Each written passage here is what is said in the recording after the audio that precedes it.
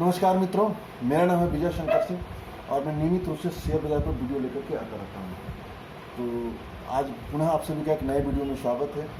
और एक और वीडियो शुरू करने से पहले मैं आप लोग से रिक्वेस्ट करूँगा कि यदि आप पहली बार मेरे चैनल पर आए हैं तो कृपया मेरे चैनल को भी सब्सक्राइब करिए। मैं नियमित रूप से शेयर बाजार पर ट्रेडिंग और इन्वेस्टमेंट आइडिया लेकर के आता रहता हूँ। तो आज मित्रों दो स्टॉक के बारे में चर्चा करना है और दोनों स्टॉक्स जो हैं फार्मा सेक्टर के स्टॉक्स हैं। फार्मा और इन दोनों कंपनियों में पिछले कुछ दिनों में तेजी आई हुई थी और दोनों में गिरावट आई है। तो उस गिरावट का कारण क्या है और क्या यह गिरावट बाइंग अपॉर्चुनिटी लेकर के आया है, हमारे लिए क्या अवसर है। तो इन दोनों कंपनियों को सबसे पहले मैं चर्चा कर देना चाहता हूँ। जो पहली कंपनी है मित्रों जुबिलेंट लाइफ साइंसेज है।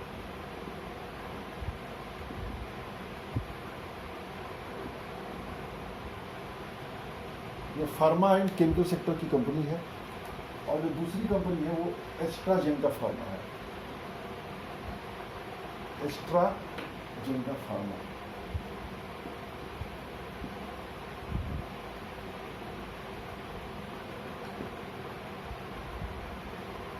इन दोनों कंपनियों में पिछले कुछ दिनों में गिरावट आई है। तो सबसे पहले हम जुबिलेंट लाइफ साइंस के बारे में चर्चा करना चाहते हैं। जुबिलेंट लाइफ साइंस जो है बुधवार के दिन यानी कि 9 सितंबर को 711 पर क्लोज किया है। कितना? लगभग 409 यानी 5% गिर करके। और एक समय यह जो शेयर था 686 के लेवल तक चला गया था, यानी काफी नीचे तक चला गया था। यदि आप इसका 52 वीक हाई देखेंगे तब आपको पता लगेगा कि कितना गिरा हुआ है। 52 वीक यदि हाई देखेंगे आप तो 52 वीक हाई है 909 रुपया। और ये कब बना है? ये बना है 4 अगस्त 2020 को बना है। एक महीने में ये जो शेयर है लगभग 200 रुपया टूट चुका है और परसेंटेज के हिसाब से देखेंगे तो 20% टूट चुका है। क्या किया जाए इसमें? क्यों ये गिरावट है? जो 20% की गिरावट आई है, क्यों गिरावट आई है? उस गिरावट करने से पहले जरा इसके पहले थोड़ा सा जान लेते हैं कि इस कंपनी के पीछे के प्रदर्शन क्या है।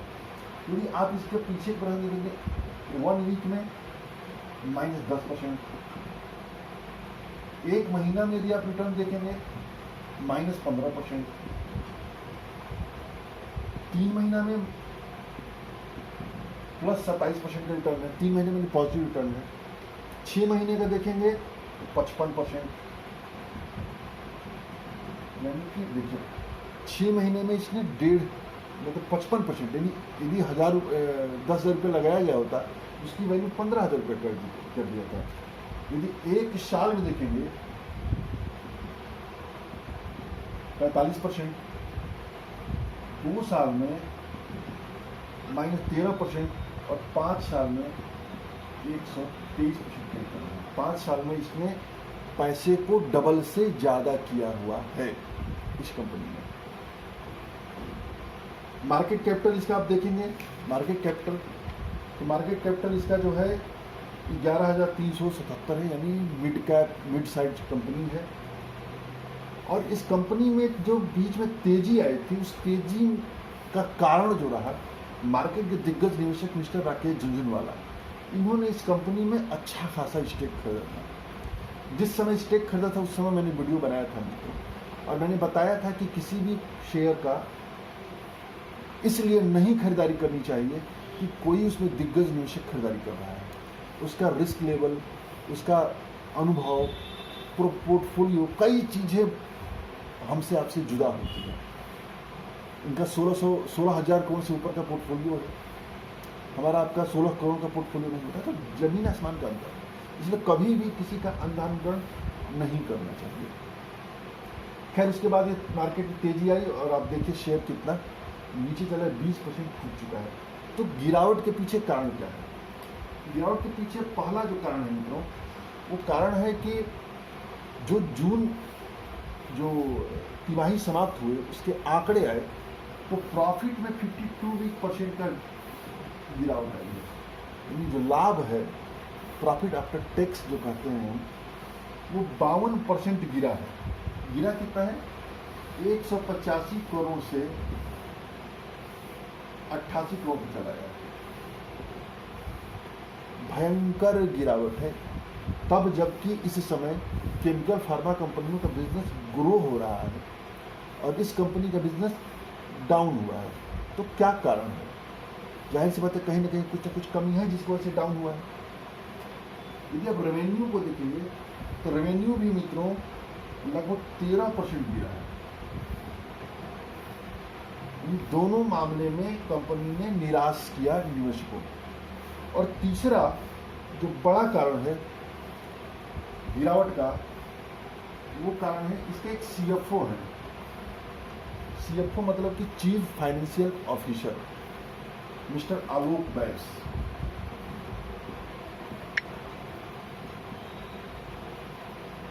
इन्होंने अपने पद से रिजाइन दे दिया है, इस्तीफा दे दिया। तो हम जानते हैं कि जब कोई रिजाइन देता है, वो भी बड़े पद का, तो जाहिर सी बात है उसमें कोई ना कोई मैनेजमेंट इश्यू होता है और उस कंपनी में निवेश नहीं करना चाहिए जिस कंपनी में कोई मैनेजमेंट इश्यू आ गया है। तो ये जो गिरावट है मैनेजमेंट इश्यू कारण है, इसलिए हमें इसमें हाथ अभी नहीं डालना चाहिए। फिलहाल यदि आप मूविंग एवरेज की बात करिए मित्रों, तो यदि आप इसका एसएमए देखेंगे तो जो 200 दिन का एसएमए है वो 559 है, 100 दिन का 639 है, 50 दिन का 772 है, 20 दिन का 805 है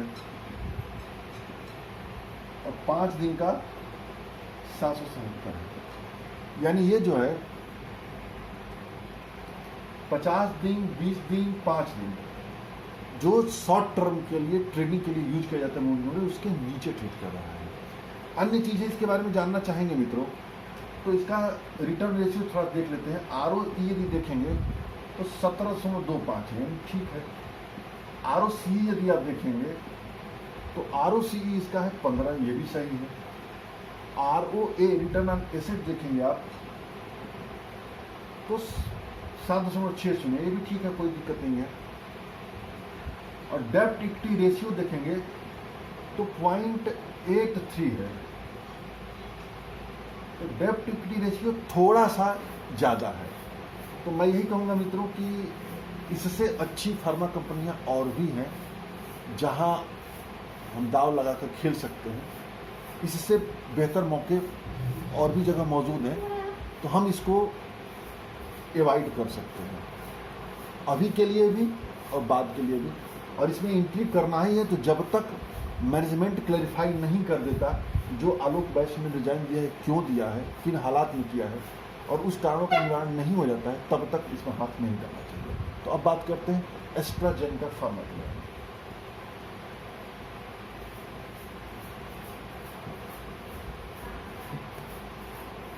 अब एस्ट्राजेनेका बात करते हैं।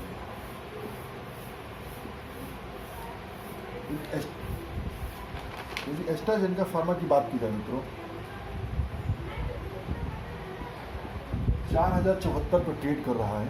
यदि आप 52 का हाई देखेंगे तो 4970। ये कब बना है?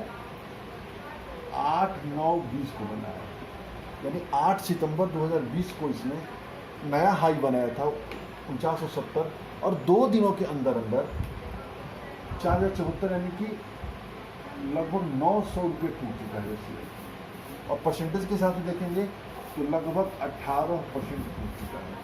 तो यह जो 18% की गिरावट आई है, किस तरह की गिरावट आई है, क्यों गिरावट आई है, तो पहले तो हम जान लेते हैं। एस्ट्राजेनेका फार्मा जो है मित्रों एमएनसी कंपनी है, मल्टीनेशनल कंपनी है, दवाओं के कारोबार करने वाली कंपनी, और इसका कारोबार कई देशों में फैला हुआ है। तो फिलहाल मैनेजमेंट इश्यू तो इससे होने से रहा, मैनेजमेंट इश्यू होने की संभावनाएं कम है। एस्ट्राजेनेका फार्मा को मैं अपनी वीडियो में कई बार चर्चा कर चुका हूं मित्रों। जब ये शेयर 1000-1200 रुपये का था तब से मैं इस कंपनी को ट्रैक कर रहा हूं और लगातार मैं चर्चा करता हूं। मेरे पोर्टफोलियो में भी एस्ट्राजेनेका फार्मा है आज की तिथि में। यदि आप इसका पीछे का प्रदर्शन देखेंगे तो एक वीक का प्रदर्शन आप देखिए तो 10%, एक मंथ का प्रदर्शन देखेंगे तो 21%, 3 मंथ में 19%, 6 महीने में 66%, 66%, 1 सालों में 103%। एक सालों में इसने पैसे को डबल किया हुआ है। 2 सालों में 117% और 5 सालों में 241% का रिटर्न दिया हुआ। तो बेहतरीन रिटर्न इसका है। मार्केट कैपिटल इसका देखेंगे तो थोड़ा कंपनी के बारे में हम लोग जान लेते हैं। तो 10,185 करोड़ का मार्केट कैपिटल है। पी इसका, चूंकि एमएनसी कंपनी है तो पी इसका बहुत ज़्यादा है, 100 से ऊपर है, 148 है। तो मल्टीनेशनल कंपनियां हमेशा प्रीमियम पे ट्रेड किया करती हैं, तो जाहिर सी बात है कि ये कोई बहुत बड़ा इश्यू नहीं है, ये चलता रहता है। डिविडेंड यील्ड 0.02% बहुत कम है। इसका आरओई देखिए 21.83 है। आरओसी देखिए तो 34.61 है। बहुत बेहतरीन, बहुत ही उम्दा है। रिटर्न ऑन एसेट देखिए 10.57 है। और यदि डेब्ट टू फ्री रेशियो देखेंगे तो डेब्ट फ्री कंपनी है, डेब्ट फ्री कंपनी है। अच्छी बात है। तो इस कंपनी में तेजी का कारण क्या रहा? कारण ये रहा कि जो कोरोना वायरस की समस्या इस समय चल रही है, उस कोरोना वायरस में जो वैक्सीन बन रही है, उस वैक्सीन में ये कंपनी सबसे आगे है। पूरे दुनिया में कई कंपनियों के साथ समझौता करके ये वैक्सीन कंपनी बना रही है। और जब ये वैक्सीन बना रही थी, इसी वैक्सीन बनाने के दौरान इंग्लैंड में इनका एक कर्मचारी की तबीयत खराब हो गई थी। तो कुछ लोगों का मानना था कि जो कोरोना का जो वैक्सीन बन रहा है उसका प्रतिक्रिया हुआ, उससे दुष्प्रभावित होकर के रोग हुआ। हालांकि कंपनी ने इससे इनकार किया है।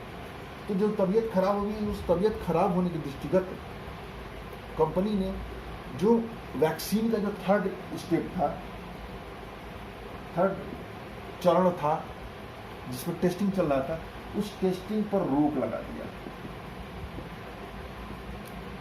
जब ये रोक लगा दिया तो जो भारत की एजेंसी है सीरम इंस्टीट्यूट, जो कि कोरोना वायरस का वैक्सीन बना रही है, इसने भी इसके दवाओं की टेस्टिंग पर रोक लगा दिया, जिसके वजह से सेंटीमेंट खराब हुआ और शेयर 18 से 19% टूट चुका है।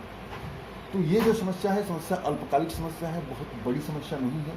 इस समस्या का बहुत शीघ्र समाधान भी हो जाएगा और फिर से मार्केट इसको अच्छे तौर पे लेगा और पुनः शेयर ये नई ऊंचाई को छुएगा।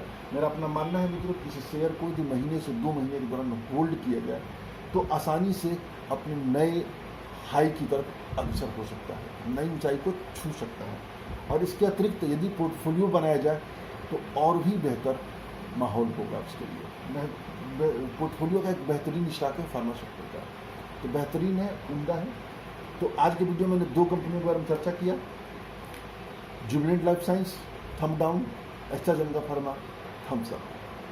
तो आज के लिए इतना ही मित्रों। वीडियो देखने के लिए बहुत बहुत धन्यवाद। कोई जानकारी चाहिए, कोई प्रश्न चाहिए तो जरूर कीजिएगा। जय हिंद, जय भारत।